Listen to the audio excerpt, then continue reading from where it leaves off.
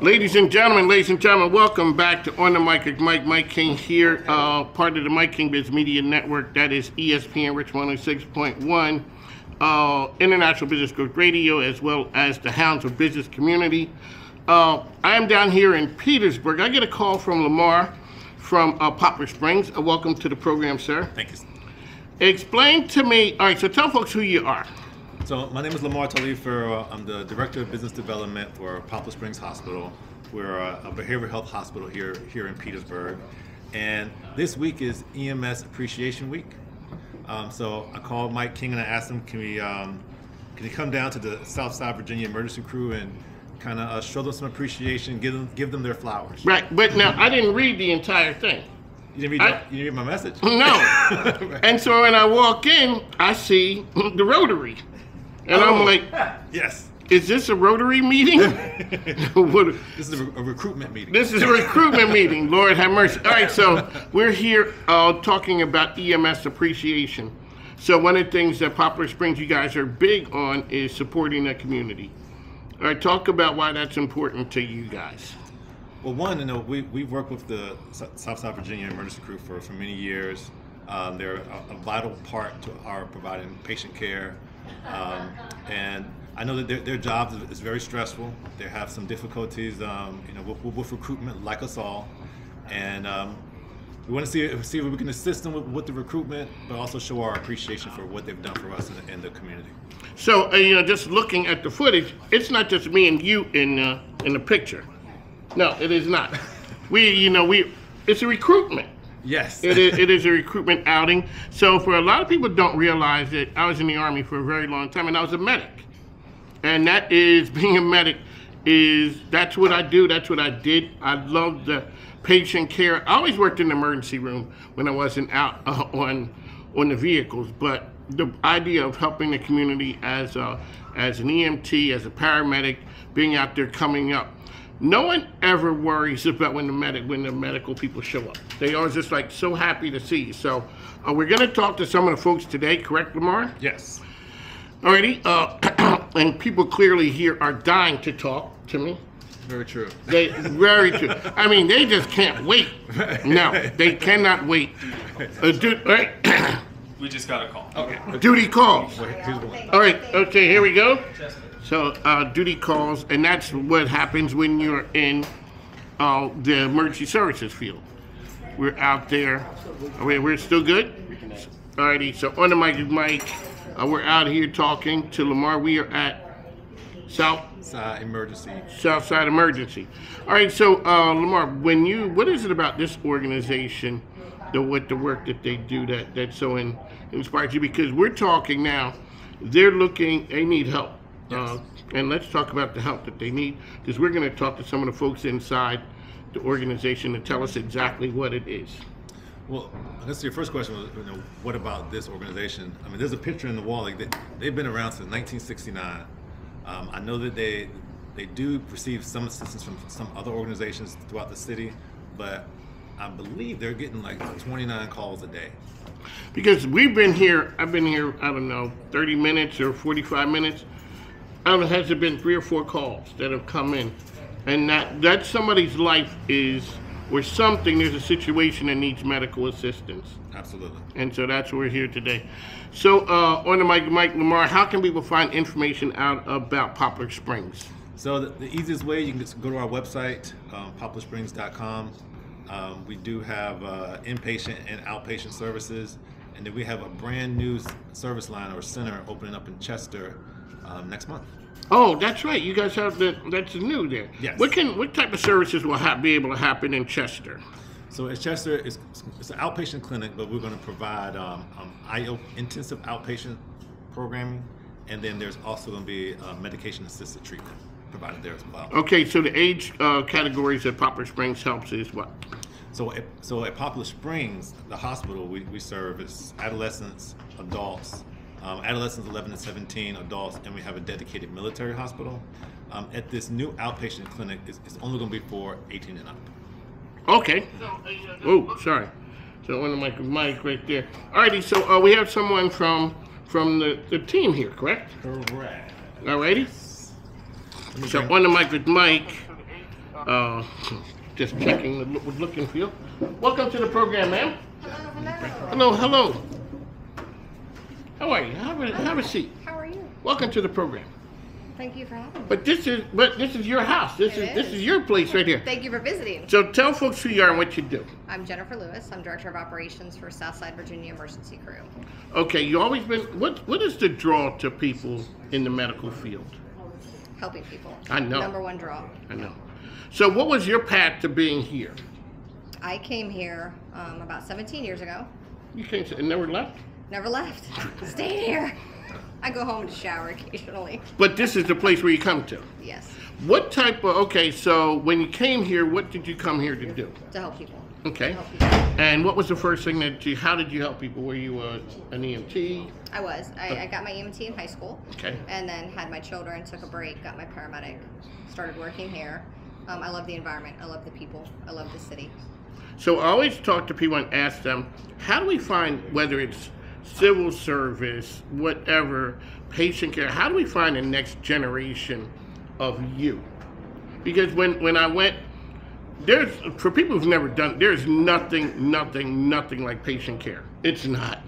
When you can make somebody well, you see them come in, and then you take care of them, it doesn't get any better than that. It doesn't. It doesn't. So how do we find the next generation of you or the guys and women who are going out into the field saving lives? The biggest is the education system. We have a lot of students, a lot of junior students, a lot of under 18 that are in high school programs. They come here to ride for their field rotation time, for their EMT certification, and then just like me, they never leave. Do you see the look when you see one who they got it? You can tell. You can tell. Before the end of the day, they're like, how do I come here more? How do I become involved? How do I become a volunteer or a paid provider? So, okay, so let's take the steps. So what is it that you guys need? You need people to sign up and join. Talk about what the process is and what you guys... I think the biggest thing for us as an agency is people to know we're here and understand what we do. The big move now is fire and EMS being a combined service. So maybe I don't want to be a firefighter and I don't know that our agency is here and that's all we do is provide EMS. So us getting out there and people understanding what we do is the biggest thing. So, okay, so now that helps me. I had met the fire chief before. They have EMS as well? They do. They do. What's the difference between them and you guys? We are the primary EMS service for the city of Petersburg. So when the calls go out, as long as we are available and not committed to calls, we are the ones who are going to respond. And what do they do? Fire, they are the primary fire response. Gotcha. Okay, so when there's fire and there's medical situations, they go. And then often we work together combined because it could be fire and EMS call, or it could be an EMS call that we need some additional resources on, so we frequently work together. So, and what's the path here? Okay, so a person comes in, what are the steps so somebody could understand? Okay, so if you come in and you have an interest in EMS, the only thing you have to have is a healthcare level CPR card. We can help you find a program to get that. We offer them here as well throughout the year. Once you do that, you have to go through some state checks because, of course, the government wants to make sure that you're not are who you criminal say you are. and, Yes. you know, you have good intentions. And then as a volunteer, they then vote you in. As a paid provider, it's a little bit different because then you go through the application process. So to get voted, can a person just go to the paid process right away? They can if they have the certifications. Okay, and they have to get the certification from... A college, university, high school programs offer them now too. You can also find them through private institutions. But working with you, they can work their way up here. We can help them, yeah, find those Okay. resources. How can people get information out about that right there? For you guys. I think the biggest thing, you know, everybody talks about the decline in volunteering, but I don't think that's true. I think there are still people who want to volunteer and want to be part of something. And again, I think knowing we're here and knowing that they can come here and ride on the ambulance and provide that patient care, that's the biggest thing. So I bet it's cool when the kids come and they get their, I mean, everybody likes the flashing lights and all those things.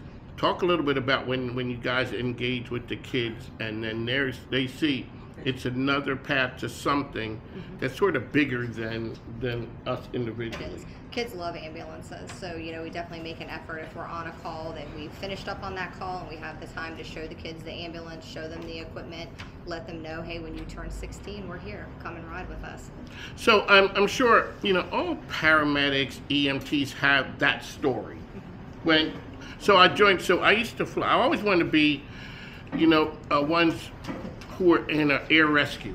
So I was in California and I was stationed at Fort Ord. This is like when the dinosaurs were on the earth. And I was trained, I was ready.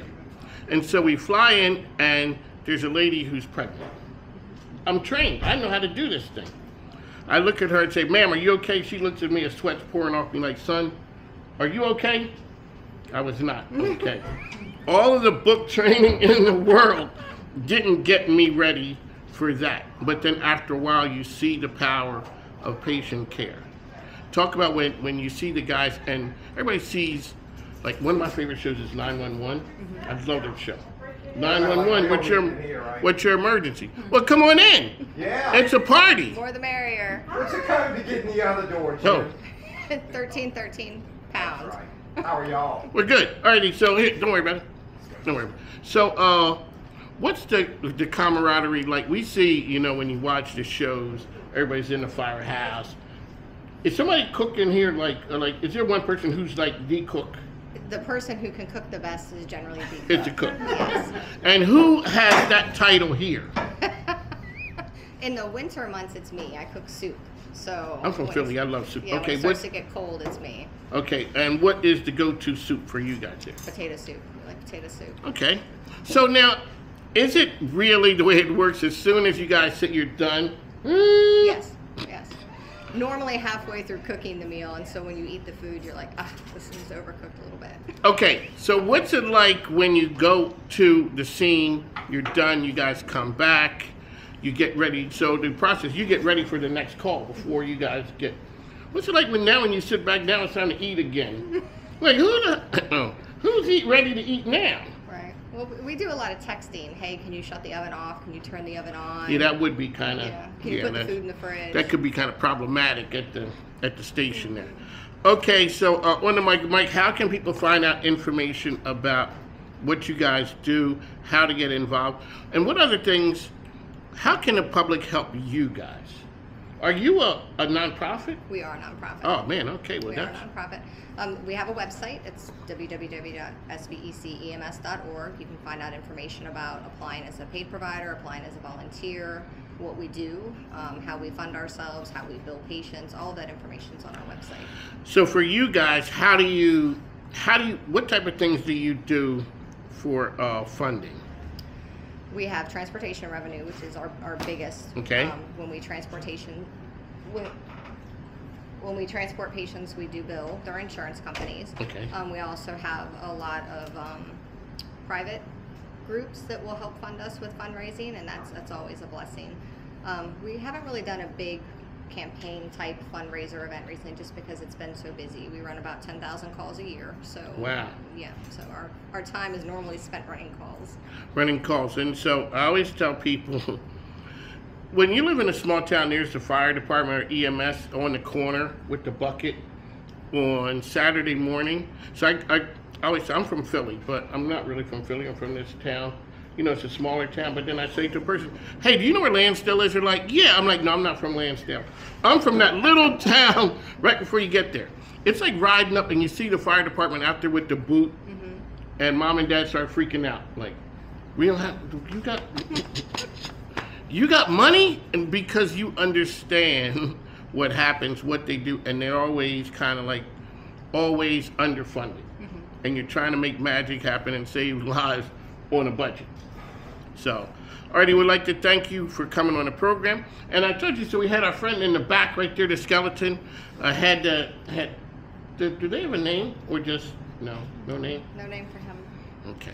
Just standing there, he's on like guard duty, Yes. making sure everything's right. On the mic with Mike, that's what we do here.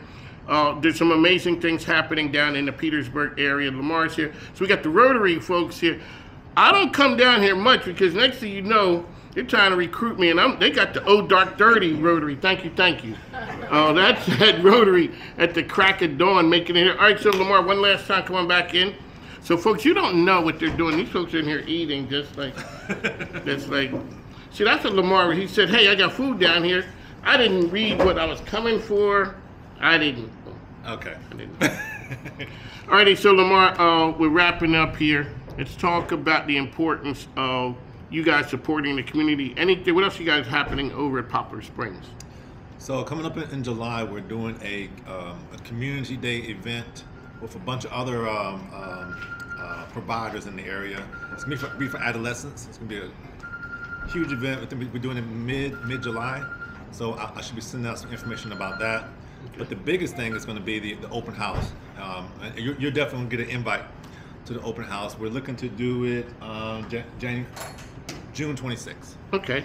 So I'll be sending that invite out either today or tomorrow. So a lot of things happening at Poplar Springs. Let's see. So you got the young Thundercats over there from the Rotary. Yes. And then they always talk when I say they always talking about working. You know, working hard. Rotary does a lot. I know it does.